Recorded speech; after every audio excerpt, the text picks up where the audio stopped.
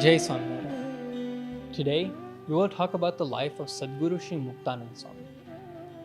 Sadguru Muktanand Swami was born in a small village called Amrapur, located in the Amreli district of Gujarat. He was born on February 4th, 1758, or Vikram Samvat 1814, Poshvad Ekadashi. His father Anandram and mother Radhaba named him Mukundas after the divine idol of Balmukund or Lord Krishna. At a young age, Mukundas would study holy scriptures such as Bhagavad Gita and Srimad Bhagavad. He would also practice music and other forms of fine arts as well. He also grew a strong affinity towards brahmacharya or celibacy. However, his parents wished him to live the life of a married man. His parents' wishes came true as he was engaged to a young woman. However, he was determined to search for complete brahmacharya. So, he made a plan on leaving his house and breaking his engagement. He began to act irrationally. His behavior came to the attention of the darbar of the village, or the village chief, and he asked Mukundas, "What is the reason for your strange behavior?" Mukundas told him, "Bapu, my behavior is a result of my desire to attain brahmacharya. And I wish to leave my family in search of a guru that can help me in my goal." The darbar accepted his cry for help and convinced his family to allow him to leave his home in search of an ideal guru.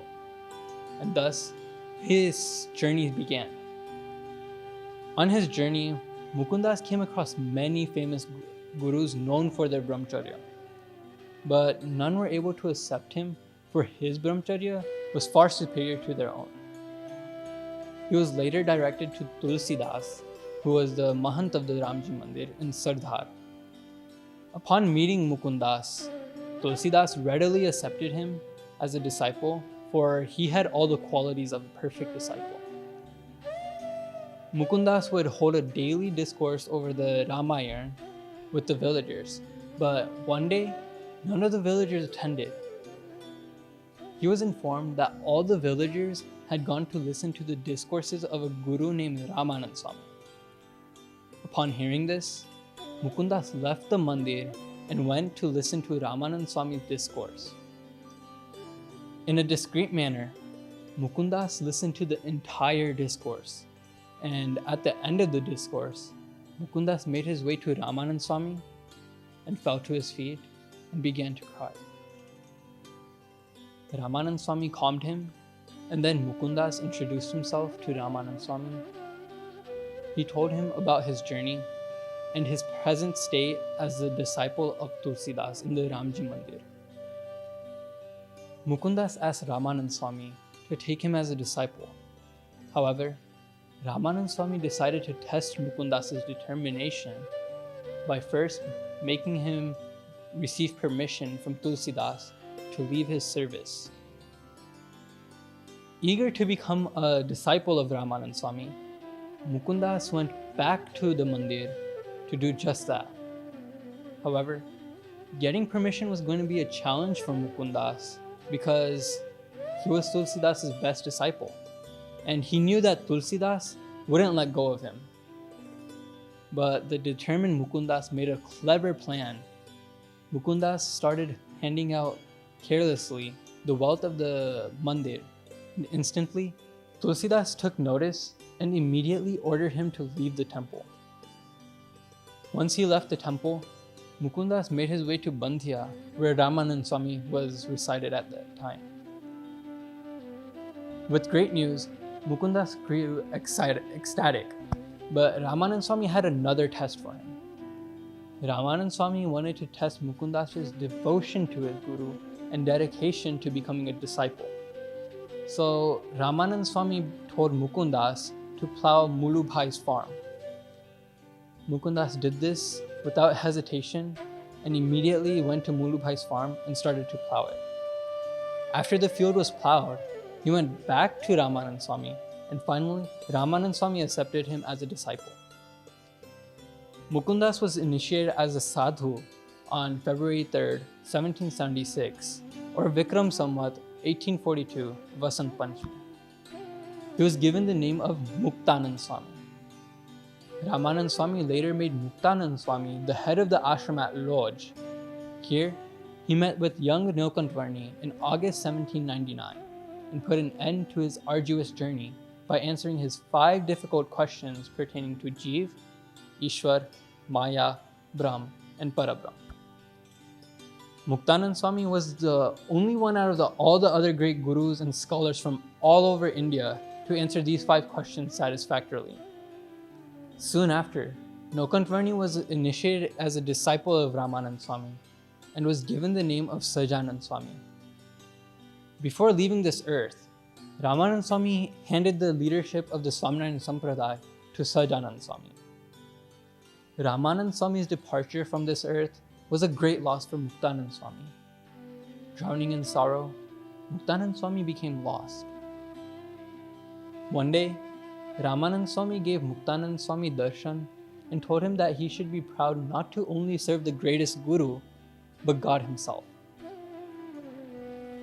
Muktanand Swami, enlightened by Ramanand Swami's words, went back to Sajanand Swami and performed the arti that we sing today, Jaya Sadguru Swami. Muktanand Swami's life was full of devotion. Along with the arti, he composed hundreds of kirtans throughout his life dedicated to Bhagwan Swaminarayan. Even though Muktanand Swami was older than most saints and Bhagwan himself, his devotion towards Bhagwan Swaminarayan was so great that once in a full assembly, Muktanand Swami started to sing a kirtan while dancing with ghungroos and drawing an elephant on the dirt with his feet. Bhagwan Swaminarayan was so pleased by Muktanand Swami's gesture and utmost devotion. Once, Muktanand Swami was traveling with a group of young santos.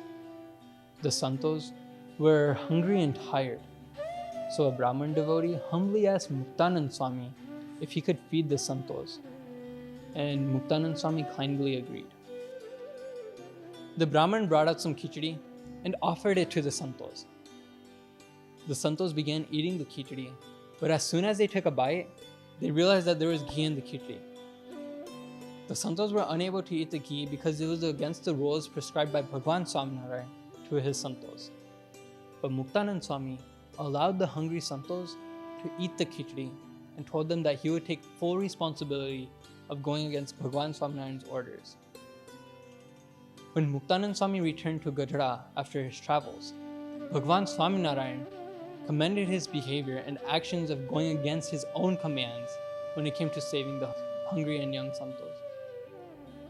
Because he took care of satsang and devotees, Muktanand Swami was known as Satsangima, or the mother of satsang.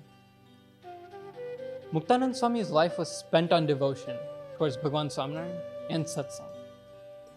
After Bhagwan Swaminarayan returned to his divine abode, Akshardham, Muktanand Swami continued his work in satsang and in Bhagwan Swaminarayan's mission by writing books in Hindi, Gujarati, and Sanskrit. He wrote the Ramsutra Bhashya, Satsangi Jivan Mahatmya, Bhagavad Dasham Skand Bhashya Tika, and many more. He wrote continuously that one day his fingers gave out, at which point Nityanand Swami took the responsibility to finish his last book. Muktanand Swami left this earth the very next day, on July 26, 1829, or Samvat 1886, Ashadvad Ekadashi, at the age of 72. His life was the embodiment of all the good qualities of an ideal devotee, and his work in Bhagwan Swaminarayan's mission continued till his very last breath. Sadguru Muktanand Swami taught us many lessons, such as caring for our devotees, keeping the utmost devotion and faith in Bhagwan Swaminarayan above anything else, and working diligently till our very last breath towards Bhagwan Swaminarayan's mission. These are just a few of many lessons that we can learn from Sadguru Muktanand Swami's life and that we can implement into our own lives to lead a pure and devout life. Jai Swaminarayan.